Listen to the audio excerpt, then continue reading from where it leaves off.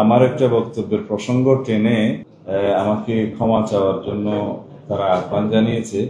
একটি রাজনৈতিক দলের পক্ষ থেকে প্রেস কনফারেন্সে বিভিন্ন বিষয়ে বক্তব্য দেওয়ার সময় আমার একটা বক্তব্যের প্রসঙ্গ টেনে আমাকে ক্ষমা চাওয়ার জন্য তারা আহ্বান জানিয়েছে। আমি এটাকে স্বাগত জানাই। এইভাবেই রাজনৈতিক চর্চা হওয়া উচিত, গণতান্ত্রিক চর্চা হওয়া উচিত। যথেষ্ট সম্মানের সাথে তারা কথাগুলো বলেছেন। তা আমি মনে করেছি এই বিষয়টা পরিষ্কার করা দরকার। গতকালকে সকালে শহীদ রাষ্ট্রপতি জিয়াউর রহমানের মাজারে আমাদের একটি সংগঠনের পক্ষ থেকে জিয়ারত এবং পুষ্পমাল্য অর্পণের অনুষ্ঠানের পরে আপনাদের সাথে কথা বলার সময় আপনাদের প্রশ্নের উত্তরে আমি কিছু কথা বলেছিলাম। সেটা আমি আমার ভিডিওটা দেখে আবার এখানে প্রিন্ট করেছি, সংকলিত করেছি। সেটা আমি আপনাদের সামনে আবার পড়ি। এক্স্যাক্টলি আমি কি বলেছি সেটা ভিডিওতে আছে, আপনারা পরীক্ষা করতে পারেন।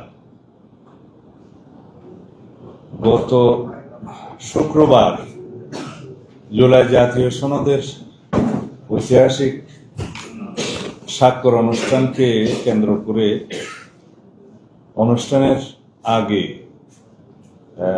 দুপুর 11টা-12টার দিকে হতে পারে, ওই সময় কিছু বিশৃঙ্খলা সৃষ্টি হয়েছিল সংসদ ভবনের দক্ষিণ প্লাজার ওই মাঠে। সেই প্রেক্ষিতে আমাকে প্রশ্ন করা হলে আপনাদের মধ্যে থেকে একজন, তা আমি বলেছিলাম জুলাই যোদ্ধা নামে একটি সংগঠন আমাদের সাথেও কথা বলেছিল, ঐকমত্য কমিশনের সাথেও কথা বলেছে। তাদের একটা যৌক্তিক দাবি ছিল, সেই যৌক্তিক দাবি পূরণের জন্য আমি নিজেও স্ট্যাটাস দিয়েছিলাম, কথা বলেছিলাম, এবং সেটা ঐকমত্য কমিশনের সহসভাপতি প্রফেসর আলী রিয়াজ সঠিকভাবে অ্যাড্রেস করেছেন, সেটা প্রেসে বলেছেন এবং সংশোধন করেছেন। এরপরে তাদের অসন্তোষ থাকার কথা নয়। যে সমস্ত বিশৃঙ্খলা হয়েছে আমরা খোঁজ নিয়েছি, এটা তদন্তাধীন আছে।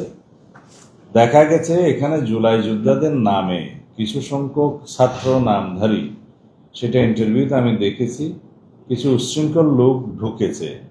সেটা ফ্যাসিস্ট সরকারের ফ্যাসিস্ট বাহিনী বলে আমি মনে করি, এবং আওয়ামী ফ্যাসিস্ট বাহিনী যে এখনো সমস্ত জায়গায় বিভিন্ন ফাঁকফুঁক করে বিশৃঙ্খলা সৃষ্টি করার চেষ্টা করছে সেটা গতকাল দৃশ্যমান হয়েছে।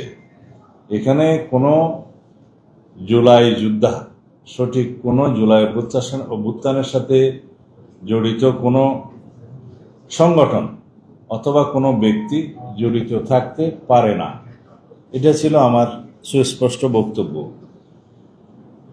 এই কথার মধ্য দিয়ে প্রকৃতপক্ষে আমি জুলাই অভ্যুত্থানের সাথে জড়িত ব্যক্তি, সংগঠন এবং শক্তিদের সম্মানিত করার চেষ্টা করেছি, যাতে কোনো ক্রমেই কেউ যেন জুলাই যোদ্ধাদেরকে এই সমস্ত কর্মকাণ্ডের জন্য, শৃঙ্খল কর্মকাণ্ডের জন্য অভিযুক্ত না করতে পারে এবং তাদের সম্মানহানি না হয়।